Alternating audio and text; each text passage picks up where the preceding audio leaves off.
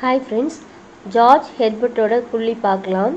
இதை 1633 டெம்பிள்ங்கிற போய்ட்ரி கலெக்ஷனில் George Herbert எழுதியிருக்காரு.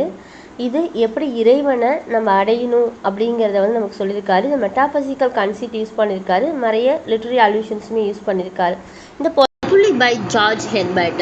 It speaks on one part of the Christian creation story in which God chose to imbue humanity with blessings. இந்த புள்ளியில் George Herbert எழுதியிருக்காங்க. இவர் ஒரு செயிண்ட், ரோமன் கேத்தலிக் சர்ச்சில் உள்ளவர். தட் இஸ், இவர் என்ன பண்ணி பேசியிருக்காருன்னா கிறிஸ்டியன் கிரியேஷன் ஸ்டோரி.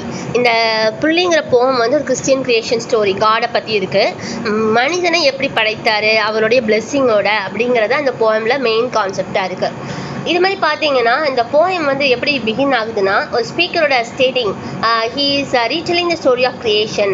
இந்த நம்ம ஹெர்பர்ட் வந்து என்ன சொல்லியிருக்காருன்னா வந்து அவரோட கிரியேஷன், காடோட கிரியேஷனை திருப்பி சொல்லியிருக்காரு. He is particularly interested in a part where God gives human kind knowledge, wisdom, beauty and strength. கடவுள் மனிதனுக்கு என்ன கொடுத்துருக்காருன்னா நாலேஜ், அவனுக்கு அறிவு கொடுத்துருக்காரு, விஸ்டம் நல்லது கெட்டது பகுத்தறிவு தன்மையை கொடுத்துருக்காரு, பியூட்டி அழகு கொடுத்துருக்காரு, ஸ்ட்ரென்த் நமக்கு தைரியத்தை கொடுத்துருக்காரு. These are important features of human existence that flowed easily from God to humankind. கடவுளாக இருக்கும் மனிதன் எப்படி வந்து இறைவனை வந்து அடைய முடியும்னா, இந்த நாளையுமே அவன் வந்து கரெக்டான முறையில் யூஸ் பண்ணும்போது அவன் இறைத்தன்மையை அடைய முடியும்னு சொல்கிறாங்க. Knowledge, wisdom, beauty and strength. இதில் there is one blessing that God did not let out of the cup, rest. நம்ம கடவுள் வந்து நமக்கு எல்லா விதமான இந்த ஃபர்ஸ்ட் 4 இருக்கு இல்லையா, knowledge, wisdom, beauty and strength, இது 4த்தையுமே நம்ம வந்து ஒழுங்காக செயல்படும் போது கடைசியாக நம்ம உடம்பு எங்கே போகுது, ரெஸ்ட்டுக்கு. ரெஸ்ட்டுங்கும் போது டெத்தை குறிக்கலாம், கடைசி நமக்கு வந்து ஒரு ஓய்வை கொடுக்கலாம். He chose to withhold an innate ability to rest from humankind in order to keep his creation close to him. நம்ம இறைவனை வந்து நம்ம கடைசியாக எப்போ போய் நம்மளோட ரெஸ்ட், நம்ம டெத்தில் போய் அடைகிறோம். இந்த டெத்துக்கு அடையும் போது நம்ம மற்ற 4 விஷயத்தை நம்ம லைஃப்பில் யூஸ் பண்ணிக்கிறோம். When one gets weary, they turn to God. நம்ம லைஃப்பில் நம்ம எப்போ இறைவனை நினைப்போம், கண்டிப்பாக நம்ம கஷ்டப்படும் போது தான் இறைவன் நினைப்பு நமக்கு வரும். Or that is the reasoning. அதனால தான் கடவுள் நமக்கு நிறைய கஷ்டத்தை கொடுக்குறாருன்னு நினைக்கிறேன். Herbert Speaker states that God did not want humanity to love nature more than they love the nature of God. கடவுள் என்ன நினைக்கிறாருன்னா, மனிதனை நேச்சரை லவ் பண்ண, இயற்கையை காதலி அப்படின்னு சொல்கிறாரு. தன்னுடைய நான் எப்படி படைச்சேன், நான் எப்படி இருப்பேன், என் உருவம் எப்படி இருக்கும் நீ யோசிக்காத, உன்னை சுற்றி இருக்கிறத முதல்ல பார்த்து நேசிக்க கற்றுக்கிட்டாலே நீ என்னைய பார்க்கலாம் அப்படிங்கிற மாதிரி இறைவன் நமக்கு சொல்கிறாரு. இதில் முக்கியமான தீம்ஸ் என்னன்னா, Herbert was interested in exploring themes of religion and human nature. இதில் முக்கியமான 2 தீம் தான். ஒன்று மதம், ரிலிஜியன், அண்ட் ஹியூமன் நேச்சர், மனிதனுடைய பக்குவம், எப்படி அவன் இருக்காங்கிற ஒரு ஹியூமனுடைய nature. This poem provides the reader with an image and idea how God bestowed various traits on humanity. கடவுள் மனிதனுக்கு எவ்வளோ விதமான தன்மைகளை கொடுத்துருக்காரு அப்படிங்கிறது இந்த போமில் பார்க்கலாம். The speaker describes these traits which are the best that humanity has to offer, flowing from God. கடவுளுக்கு வந்து நமக்கு இத்தனை விதமான ஒரு தைரியத்தை கொடுத்துருக்காரு, நாலேஜை கொடுத்துருக்காரு, விஸ்டமை கொடுத்துருக்காரு, அது மாதிரி பவர், ரெஸ்ட், இது எல்லாத்தையுமே கொடுத்துருக்காரு. இது எல்லாமே கடவுளால் நமக்கு கொடுக்கப்பட்டது தான். But human nature was also influenced by which God did not give rest. ஆனால் நமக்கு எல்லாத்தையும் கொடுத்தாரு, கடைசியாக தான் நமக்கு ரெஸ்ட், நம்மளுடைய இறப்பு, நமக்கு ஓய்வுங்கிறது வந்து நம்ம லைஃப்பில் எல்லா ஹியூமனுக்குமே எப்போ இருக்குது, கடைசியாக நம்ம ஒரு ஓய்வெடுக்கிறது மரணத்து மூலியமாக தான். ரெஸ்ட் பற்றி கடைசியாக கொடுத்துருக்காரு. Structure and form. இந்த ஸ்ட்ரக்சர் என்ன ஃபார்ம் இந்த போமில் பார்த்தீங்கன்னா, pulley by George Herbert is 4 stanza poem. இந்த புள்ளிங்கிறது வந்து ஒரு 4 stanza poem. That is separated into sets of 5 lines or quatrains. இதில் வந்து 5 லைனாக வந்து அவர் பிரிச்சிருக்காரு. Each of this quatrains followed the structure rhyme scheme. இது ரைம் ஸ்கீமோட அவர் வந்து ஃபாலோ பண்ணியிருக்காரு. ABABA, இதுதான் ரைம் ஸ்கீம் அவர் ஃபாலோ பண்ணது. அதே மாதிரி பார்த்தீங்கன்னா alternating and sounds as the ports of first. இப்போ நமக்கு பார்க்கும்போது ஆல்டர்னேட்டிங் சவுண்டோட அந்த இது இருக்கும். இந்த consistent repetition is the rhyme helps to give the poem and overwhelming feeling of unity. இந்த போயமை படிக்கும் போதே நமக்கு எப்படி இருக்கும்னா, ஒரு நல்ல நம்ம இறைவனோட சேர்ந்த மாதிரி ஒரு திருப்தியான ஒரு விஷயம் கிடைக்கும். This makes us an eternity of this piece is dialogue spoken by God about God. இது வந்து இந்த போயம் எப்படி இருக்குன்னா, யார் ஸ்பீக்கர்னா கடவுள் தான் பேசுகிறாரு. கடவுள் தான் எதுக்காக மனிதனை இப்படி படைச்சேன் அப்படிங்கிற மாதிரி spoken by God or about God, கடவுளை பற்றி நம்ம தெரிஞ்சுக்கிறதுக்காக, ஆனால் கடவுளை தன்னை பற்றி பேசுகிற மாதிரி இந்த போயம் வந்து ஸ்ட்ரக்சர் கொடுத்துருக்காங்க. Next reader should also take note of the moments of repetition in the starting words. the புள்ளி, இந்த புள்ளிங்கிறது என்ன, நமக்கு கிணத்துல நீங்கள் வந்து நீர் எடுக்கும் போது உங்களுக்கு ஒரு சின்னதாக ரவுண்டாக இருக்கும் இல்லையா, அது எதுக்கு யூஸ் பண்ணணும்னா நமக்கு ஈஸியாக தண்ணி எடுக்கிறதுக்கு யூஸ்ஃபுல்லாக இருக்கும். இந்த புள்ளிங்கிறது நம்ம மனசில் உள்ள இறைவனை தூண்டி வெளியில் கொண்டு வந்து நம்மளை மனிதனாக இருக்கிறவனை இறைவனுக்கு கொண்டு போய் சேர்க்க தான் புள்ளி யூஸ் பண்ணுறாங்க. There are few moments in which these words rhyme. அந்த rhyme scheme பார்த்தீங்கன்னா one notable instance in which two with the words then when. இந்த rhyme scheme பார்த்தீங்கன்னா then when at the beginning of lines 2 and 3. நீங்கள் 2 and 3ல பார்க்கும்போது then when இருக்கு. There is also an example in stanza 3 with so bestow in lines 2 5. இது மாதிரி நீங்கள் பார்த்தீங்கன்னா அழகாக rhyme scheme இருக்கும். then when அது மாதிரி so bestow 2 5. இந்த rhyme scheme வந்து நான் சொன்ன மாதிரி ஏபி ஏபி ஏ அந்த ரைம் ஸ்கீமில் அவர் கொடுத்துருக்காரு. நெக்ஸ்ட் பார்த்தீங்கன்னா மீட்டர்னு பார்க்கும்போது the lines are very consistent. அந்த லைன்ஸ்லாம் கரெக்டாக இருக்குது. the first and fifth lines of each stanza confirm to a pattern of iambic trimeter. இந்த ஃபஸ்ட்டும் அண்ட் ஃபிஃப்த் லைனும் பார்க்கும்போது iambic trimeter-ஆக இருக்குது. this means that there are 3 sets of 2 beats per line. நான் உங்களுக்கு ஏற்கனவே சொல்லியிருக்கேன், ஒவ்வொன்றையுமே பார்க்கும்போது 3 sets of 2 beats per line இருக்குது. அப்போ நீங்கள் பார்க்கும்போது நான் எப்படி சொன்னேன் ஏபி ஏபி ஏ, அப்போ வந்து உங்களுக்கு ஏங்கிறது வந்து 3 டைம்ஸ் வந்துருக்கு, பிங்கிறது 2 டைம்ஸ் இருக்குது. அதனால தான் iambic trimeterங்கிறாங்க. the first of these is unstressed and second is stressed. அது மாதிரி பார்க்கும்போது இதில் 2 beats per line இருக்குது. ஒரு படிக்கும் போது உங்களுக்கு 2 பீட்டிங் தெரியும், ஒரு போம் மாதிரியே இருக்காது, ஒரு சாங் மாதிரி இருக்கும். அது மாதிரி 2 பீட் படிக்கும் போது first of this is unstressed. First part வந்து அன்ஸ்ட்ரெஸ்டாக இருக்கும், செகண்ட் பார்ட் தான் ஸ்ட்ரெஸ்டாக இருக்கும். ஸோ எக்ஸாம்பிள் கேட்கலாம் வந்து இது எப்படியாப்பட்ட போயம்னா இது மீட்ரு வந்து iambic trimeter. இதில் வந்து 3 sets of 2 beats இருக்குது. இது வந்து ஃபஸ்ட்டு வந்து அன்ஸ்ட்ரெஸ்டாக இருக்குது, செகண்ட் வந்து ஸ்ட்ரெஸ்டாக இருக்குது. நெக்ஸ்ட் பார்த்தீங்கன்னா the stresses remain the same in lines. அந்த ஸ்ட்ரெஸ் வந்து எது லைனில் ட்ரேயாக இருக்குன்னா 2 3 4 இந்த மூணுலேயுமே ஸ்ட்ரெஸ் இருக்குது. வந்து 1 3ல் 1 5ல் மட்டும் அன்ஸ்ட்ரெஸ்டாக இருக்குது. But it mostly contain 5 sets of 2 beats. ஆனால் இந்த 5 லைனில் நம்ம பார்க்கும்போது எல்லாத்துலேயுமே 2 sets இருக்குது. வந்து 1லையும் 5ல் மட்டும் அன்ஸ்ட்ரெஸ்டாக இருக்குது, 2 3 4 வந்து ஸ்ட்ரெஸ்டாக இருக்குது. this means there are written in iambic pentameter. 5 line இருக்கிறதுனால iambic pentameterல இருக்காங்க, அதை நான் வச்சுக்கோங்க. 5 லைன் இருக்குது, iambic pentameterல இந்த போயம் இருக்குது. the regularity of the rhyme scheme in tandem with the meter. இந்த tandem வந்து மீட்டரில் இருக்குது, gives the poem a structured feeling. இந்த போயம் படிக்கும்போது ஒரு நல்ல போயம் படிச்சிருக்கும் போது சாட்டிஸ்ஃபேக்ஷன் இருக்குது. a reader learns what to expect from line to line and at least in regards to structure there is no surprise. நம்ம ஸ்ட்ரக்சரை பார்க்கும்போது நமக்கு எந்த ஒரு சர்ப்ரைஸுமே இல்லை.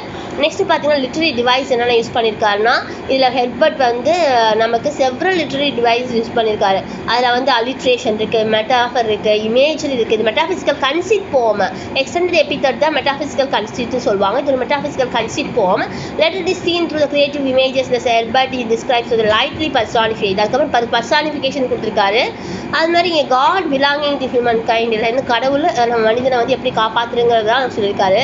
லாஸ்ட்டாக வந்து என்ன சொல்லலாம், பாட்டம் ஆஃப் த ரெஸ்ட் பார்த்தீங்கன்னா ட்ரெஷர்ஸ் ஹேர் ரிவார்டட். மனிதனுடைய எல்லா விதமான ட்ரெஷரையும் கொடுத்து அனுப்புகிறாரு. அதில் தான் அவன் எப்படி அந்த ப்ரெஷரை பாதுகாக்கங்கும் போது அவன் குட் மேனா பேட் மேனா, கடைசியாக அவன் ரெஸ்ட் எடுக்கும் போது where his soul is going to be அப்படிங்கிறது நமக்கு தெரியுது.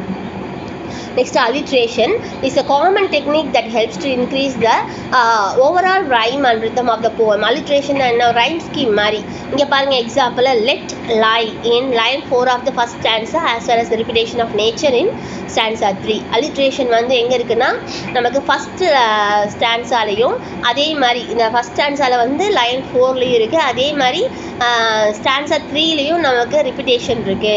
let lie, nature இது எல்லாமே நமக்கு alliteration சொல்றாங்க. நெக்ஸ்ட் பார்த்தீங்கன்னா throughout this poem as stated in the introduction Herbert makes use of metaphysical conceit. நான் ஏற்கனவே சொன்னேன் இது மெட்டாஃபிசிக்கல் போயம், அதனால கன்சீட் யூஸ் பண்ணியிருக்காரு போயம் ஃபுல்லுமே. this technique is comparable to the metaphor but is much more complex and original in nature. இது நம்ம வந்து மெட்டாஃபர்னா என்ன கம்பேரிசன் இருக்கும், ஆனால் மெட்டாஃபிசிக்கல் கன்சீட்னா என்ன, ரெண்டு விதமான கம்பேர் பண்ணாத விஷயம், கம்பேர் பண்ணவே முடியாத ஒரு டிஃப்ரெண்டான விஷயத்தை வந்து கம்பேர் பண்ணுவாங்க.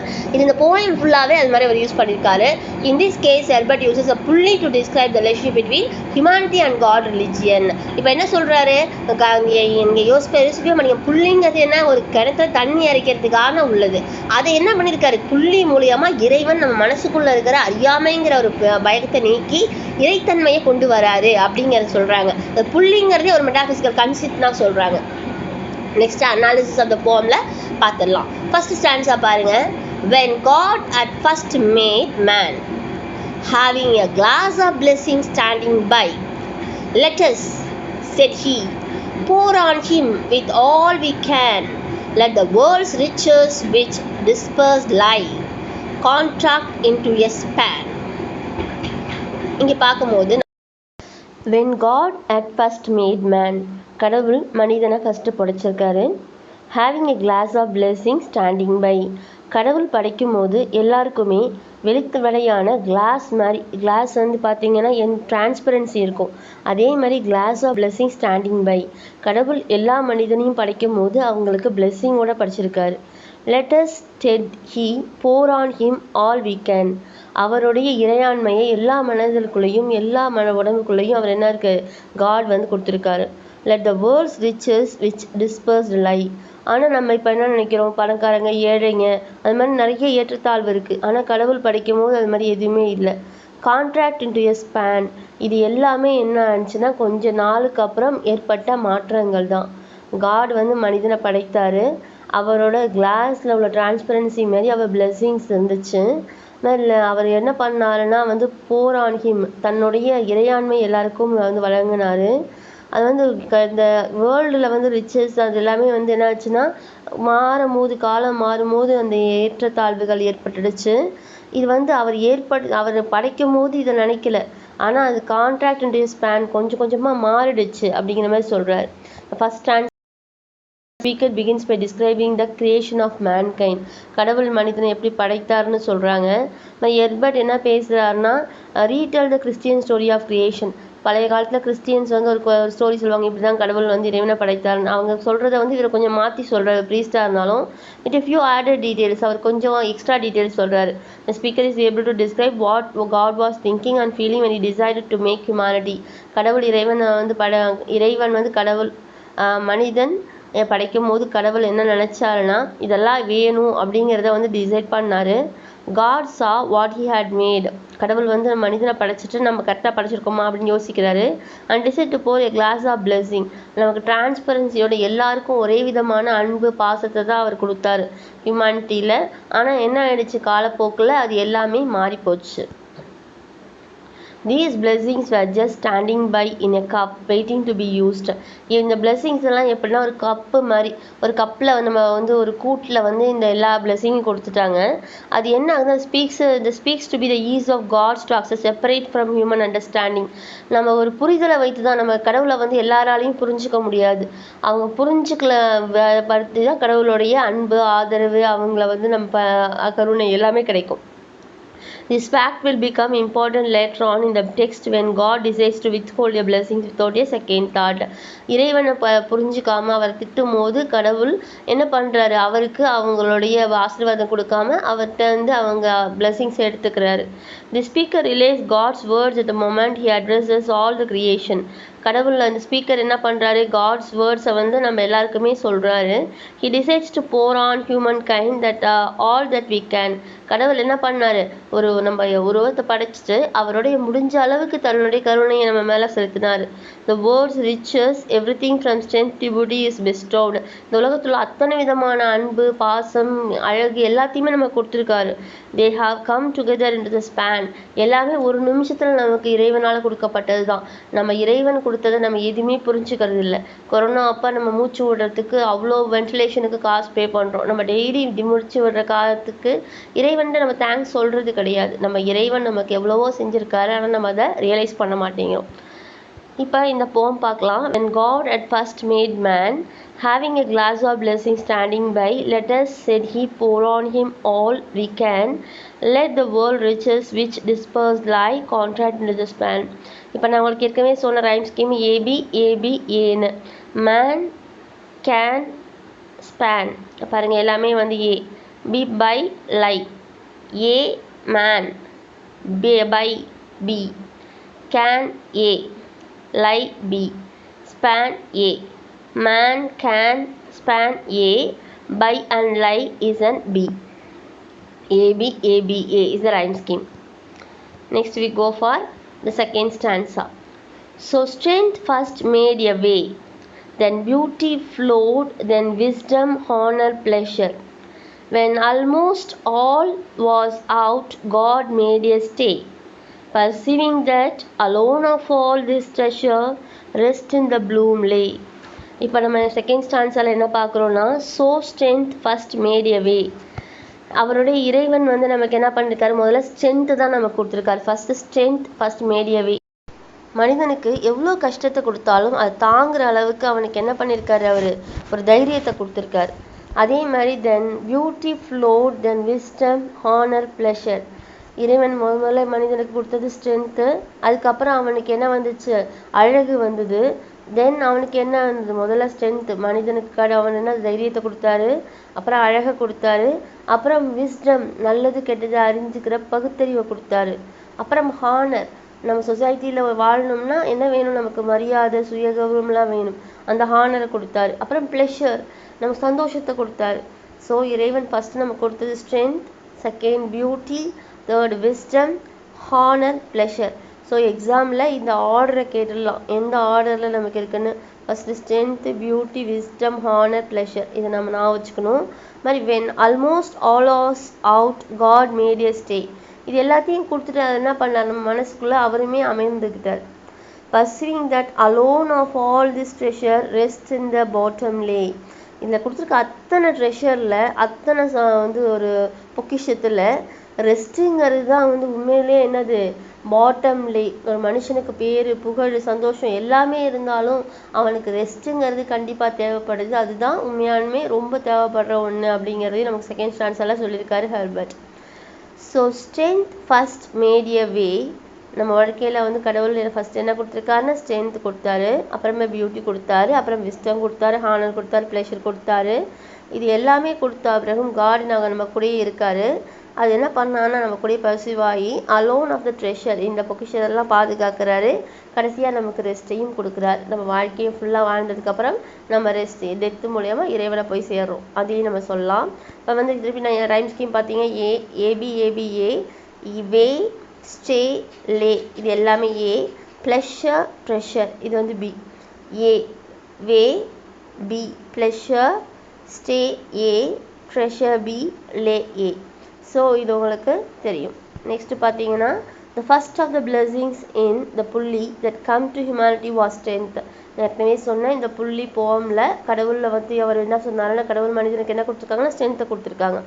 It made away, next game beauty. அது நமக்கு கடவுளுக்கு மனிதனுக்கு வந்து ஒரு தைரியத்தை கொடுத்ததுக்கப்புறம் அடுத்து என்ன கொடுத்தாருன்னா அழகு கொடுத்தாரு.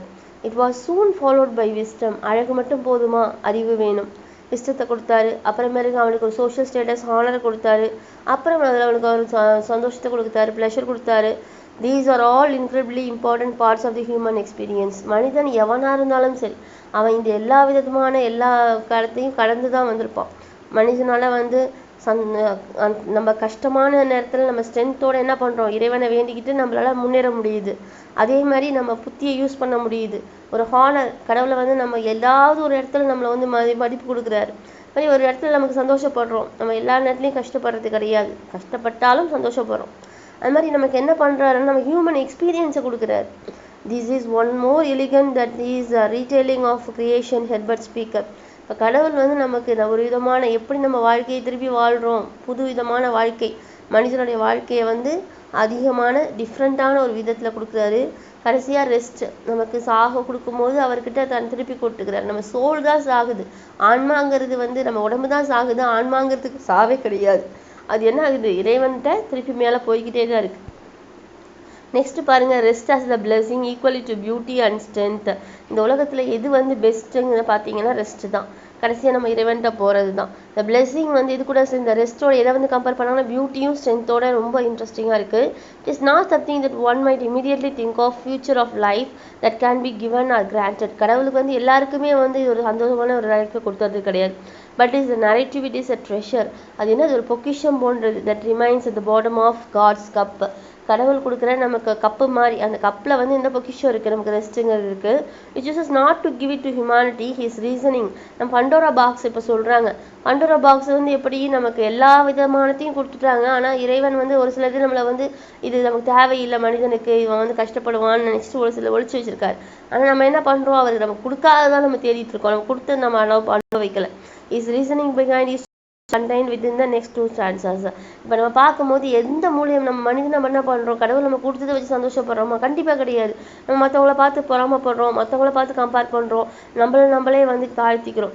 இதெல்லாம் விட்டுட்டு நமக்கு என்ன இருக்குது, நம்மளை நம்ம எப்படி உயர்த்திக்கலாம், நம்மளே கம்பேர் பண்ணோம்னா ஆட்டோமேட்டிக்காக ஒரு நிம்மதியான வாழ்க்கையாக வாழ. Stanza 3.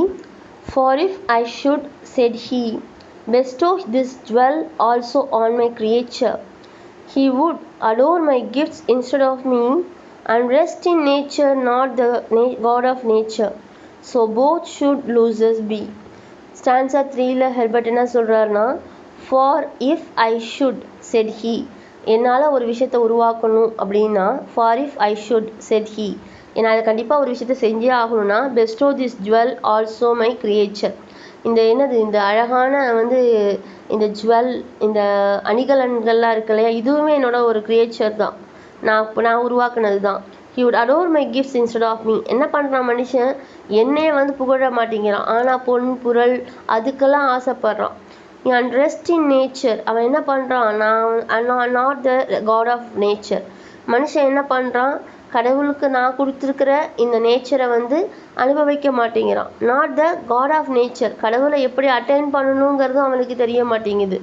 So both should losers, கடவுளை வந்து அடையணும்னு நினைக்காதவனும் இந்த கடவுள் கொடுத்துருக்கிற நேச்சரை வந்து அனுபவிக்காதவனுமே ரெண்டு பேருமே லூசர்ஸ்ன்னு சொல்கிறாங்க. கடவுள் யாரை வந்து லூசர்ஸ்ன்னு நினைக்கிறாருன்னா, ரெஸ்ட் இன் நேச்சருக்கு அவர் கொடுத்ததை வந்து ரெஸ்ட் எடுக்காதவங்களும், மாதிரி காட் ஆஃப் நேச்சரை வந்து கடவுள்கிட்ட புரிஞ்சுக்காதவங்களுமே லூசர்ஸ்ன்னு சொல்லிட்டு சொல்கிறாங்க. இல்லை ஹீ, மீ, பி இது மூணுமே ஏ, கிரியேச்சர் நேச்சருங்கிறது B. In the next 5 lines, the speaker describes how was God choice to not bestow rest on humanity. கடவுள் வந்து கடைசியாக தான் அந்த ரெஸ்ட்டை கொடுத்துருக்காரு, ஏன் அது ஃபஸ்ட்டே கொடுக்கல அப்படின்னு நம்ம ஹியூமானிட்டி நினைக்கலாம். He knew that if he did so, then he would adore my gifts instead of me. இப்போ வந்து கடவுள் ஃபஸ்ட்டே ரெஸ்ட்டு கொடுத்துட்டாருன்னா என்ன பண்ணுவாங்க, கடவுளை நினைக்காம என்ன பண்ணுவாங்க, அவர் கொடுக்குற கிஃப்ட்டை மட்டும்தான் எதிர்பார்ப்பாங்க. Herbert Speaker thinks that God made this choice because he didn't want humankind spending their days worship nature. கடவுள் என்ன நினைக்கிறாரு, நீ கொடுக்குற வாழ்க்கையே சந்தோஷமாக வாழ, எதுக்கு போய் அங்கே கும்பிட்றேன் இங்கே கும்பிட்றேன், நேச்சரோட சேர்ந்து வாழ பழகிக்கோ அப்படின்னு சொல்கிறாங்க.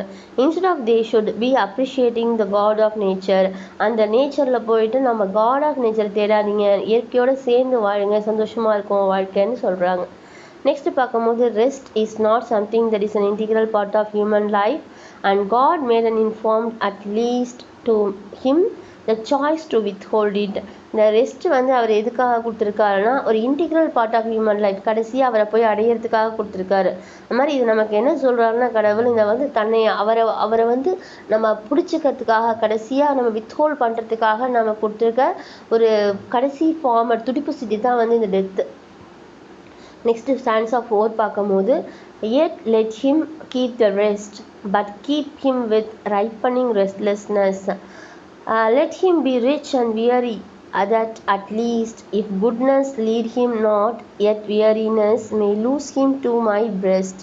இப்போ ஸ்டான்ஸா 4ல் பார்க்கும்போது, yet let him keep the rest, மனிதனை வந்து சந்தோஷமாக ரெஸ்ட் எடுத்துக்கோ, but keep them with ripening restlessness. ஆனால் என்ன, அது எல்லாருக்குமே அந்த ரெஸ்ட் கிடைக்குதா, நமக்கு எல்லாருக்குமே வந்து சந்தோஷம் கிடைச்சிருதா, ஒன்று கிடைச்சா அடுத்தது வேணும் சொல்லி என்ன பண்ணுது, போய்கிட்டே இருக்குது குரங்கு மாதிரி. அதனால் ரைப்பனிங் ரெஸ்ட்லெஸ்னஸ் தான் கிடைக்குது. ஒரு நிம்மதி இல்லாத தன்மை, ஒரு தூக்கம் இல்லாத தன்மை, ஒரு ரெஸ்ட் இல்லாதது தான் நம்ம எல்லாருமே பார்க்குறோம். Let him B rich and weary. ஒருத்தன் பணக்காரனா, ஆனால் அவன் எப்படி ஆயிடுறான், வியரியாக ஆயிடுறான், அவனுக்கு வந்து நிம்மதியே இல்லாமல் போயிடுது. At last if goodness lead him not, அவனுக்கு வந்து ஒரு நல்ல தன்மை, ஒரு இறைவனை அடையணுங்கிற தன்மை, ஒரு மற்றவங்க ஹெல்ப் பண்ணணும்னு நினைக்கிறவங்க என்னது அப்படி அவனுக்கு வந்து என்ன அது வியர்னஸ் வர்றது கிடையாது. If goodness lead him not, goodness வந்து அவனை வியரியாக மாற்றது கிடையாது. ஆனால் ரிச் ஆகணும், நம்ம மட்டும் எல்லாமே வச்சுக்கணும்னு நினைக்கும் போது ஆட்டோமேட்டிக்காகவே என்ன ஆகுது, ஒரு கஷ்டம் அங்கே வருது. May toss him to my breast, அவங்க கடவுள் வந்து என்னை இருக்கேன், என்னை வந்து அணுகிறேன், எல்லாத்தையும் என்கிட்ட விடும்போது அவங்க எங்கே இருக்காங்க, அவங்க மனசில் நான் இருக்கேன் அப்படிங்கிற மாதிரி my toss him to my breast, அவங்க என் மனசில் இருக்காங்க அப்படிங்கிற மாதிரி கடவுள் சொல்கிறார். Yet let him keep the rest but keep them with ripening restlessness. Let him be rich and weary, that at least, if goodness lead him not, yet weariness may toss him to my breast. The final lines of புள்ளி பார்க்கும்போது the speaker finishes up God's reasoning behind this choice not to give humanity a complete life of rest. கடவுள் வந்து கடைசியாக தான் மனுஷனுக்கு என்ன கொடுத்துருக்காரு, டெத்துங்கிறத கொடுத்துருக்காரு. He doesn't want human to never rest, but there should be different periods. கடவுள் வந்து ரெஸ்ட்டே கொடுத்துருக்காரு, அது ஒவ்வொரு பீரியடில் நமக்கு அந்த ரெஸ்ட்டை கொடுத்துருக்காரு. எப்படின்னா but there should be different periods, ஒவ்வொரு விதமான மாற்றமான பீரியடில். It is ideal for every one to rest not only until they feel restlessness. எப்போ நமக்கு கண்டிப்பாக ரெஸ்ட் வேணும், நம்ம ரெஸ்ட்லெஸ்ஸாக நமக்கு என்னது எனக்கு கொஞ்சம் எனக்கு இழைப்பாடுறதுக்கு எனக்கு தன்மை வேணும் அப்படின்னு நினைக்கும் போது தான் நம்ம ரெஸ்ட் எடுத்துப்போம். எப்போ வேணும்னாலும் நம்ம ரெஸ்ட் எடுத்துக்க மாட்டோம். நம்ம உடம்புக்கு டயர்ட் ஆகிடுச்சுனா தான் நம்ம ரெஸ்ட் தேவைப்படும். then they should get back to their lives. அப்போ நம்ம என்ன பண்ணலாம், இறைவனை போகலாம். God believes that if there is weariness is one's everyday life, then that the feel of exhaustion will toss humankind to his breast. ஒரு வியரினஸ், நம்ம மற்றவங்களோட நல்லா இருக்கணும், மற்றவங்களோட நம்ம பெருமையாக இருக்கணும் அப்படின்னு மற்றவங்கள பொறாமப்படாமல் நம்ம வாழ்க்கையை நம்ம வாழ்ந்தோம்னா சந்தோஷமான ஒரு டோஸ், ஒரு ஹியூமன் கைண்ட் கடவுளுடைய பிரெஸ்ட்டில் நம்ம குடியிருக்கலாம் அப்படிங்கிற மாதிரி சொல்கிறாங்க. These different periods of activity exhaustion, மனிதனுடைய டிஃப்ரெண்ட் பீரியட்ஸ் ஆஃப் ஆக்டிவிட்டியில் என்ன ஆகுதுன்னா எக்ஸாஷன், ஐயோப்பா என்னால் முடியல அப்படின்னு எல்லாருக்குமே ஒரு மன வருத்தம் வரும். ரெஸ்ட், அப்போ அந்த நேரத்தில் எனக்கு கொஞ்சம் ரெஸ்ட் எடுக்கணும்னு தோணும். ரீஜுவினேஷன், நம்ம வந்து என்ன பண்ணுவோம், ஒரு ஃபோனிக்ஸ் பறவை மாதிரி திருப்பி எழுந்து வருவோம் அண்ட் திருப்பி உருவாக்குவோம் நம்மளை. Just as integral of human existence as strength and wisdom. கடவுள் வந்து நமக்கு என்ன கொடுத்துருக்காரு, ஸ்ட்ரென்த் அண்ட் விஸ்டம். மனிதனுடைய அவனுடைய ஸ்ட்ரென்த் அண்ட் விஸ்டமும் அவனுக்கு ரொம்ப ஹெல்ப்ஃபுல்லாக இருக்குது. அதே மாதிரி பார்த்தீங்கன்னா it seems that Herbert's God has chosen to add them for a reason that appears entirely selfish thought. அது மாதிரி நம்ம ஒரு சில பேர் என்ன பண்ணுறாங்க, எல்லாருமே செல்ஃப்லெஸ்ஸாக இருக்காங்களா, கண்டிப்பாக கிடையாது. ஒரு சில பேர் செல்ஃபிஷாக இருக்காங்க. இந்த காலத்தில் செல்ஃபிஷாக இருக்க தப்புன்னு சொல்ல முடியாது. It is not clear at least though these few lines of reasoning. அதனால் நம்ம ரொம்ப செல்ஃபிஷாக இருக்கும் போது என்ன ஆயிடுச்சு, நம்ம லைஃப்பில் வியரினஸ், நமக்கு ஒரு நிம்மதி இல்லாத தன்மை வந்துடுது. ஹெல்ப் ஹியூமனிட்டி, அந்த வியரினஸ் என்ன ஆகுது, ஹியூமனிட்டிங்கிறது அவனுக்கு மனிதாமி தன்மை கொஞ்சம் கொஞ்சமாக குறைஞ்சிருது. aside from forcing them closer to God. அந்த மனிதாபி தன்மை குறையும் போது ஆட்டோமேட்டிக்காக அவன் இறைவன்கிட்ட போகிறது கொஞ்சம் டிலே ஆகுது. அவனை இறையாண்மையை கொஞ்சம் புரிஞ்சிக்க டைம் ஆகுது. ஸோ இறைவன்கிட்ட போகணும்னு முடிவு பண்ணும்போது நம்மளுடைய செல்ஃபிஷ் தாட்ஸ் எல்லாம் விட்டுட்டு இறைவனை நம்ம ஃபுல்லாக சமர்ப்பணம் பண்ணும்போது ஆட்டோமேட்டிக்காகவே we have a chance to get into the heart of God.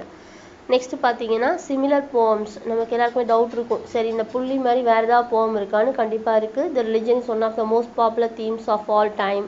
எப்போதுமே கடவுளை பற்றி எல்லாருமே நிறைய பேர் போகாமல் இருக்காங்க. அந்த stretching through the genre of poetry and touching every type of religion existence. அது மாதிரி ஒவ்வொரு காலத்துலேயும் ரிலிஜனை பற்றி நிறைய பேர் எழுதியிருக்காங்க. therefore the readers are certainly not at the lows of poems of similar nature. This poem which describes the story of creation not dissimilar from, இது வந்து எது கூட சிமிலராக இருக்காங்க, அப்படி டிசிமிலராக இருக்குன்னா ஜேம்ஸ் வெல்டன் ஜான்சன்ஸ் த கிரியேஷனுங்கிறது புள்ளி வந்து கிரியேஷனுங்கிறது ஜேம்ஸ் வெல்டன் ஜான்சனோட கிரியேஷனுங்க இருக்குது. நம்ம ஜான் டன்னோட ஹோலி சானட்ஸ்.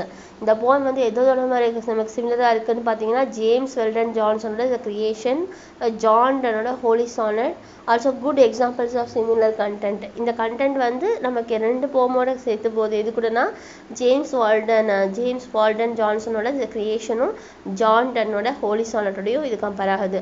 அது மாதிரி வந்து இது is also good example for similar content. பார்த்தீங்கன்னா ஸ்டைலு, அந்த டைம் பீரியட்னு பார்த்தீங்கன்னா டன்னு, அதுக்கப்புறம் ஹெர்பர்ட்டும் ஒரே டைமில் வாழ்ந்தவங்க. ஹெர்பர்ட்டோட மதர் தான் ஜான் டன்னோட பேட்ரன், அதனால நமக்கு வந்து ஞாபகம் இருக்கும். அது மாதிரி வந்து ஜான் டன் வந்து ஹெர்பர்ட்டோட மதர் இறந்ததுக்கு அவங்க he is writing poem for that because that lady is a patron for him and he contributed a lot for many people.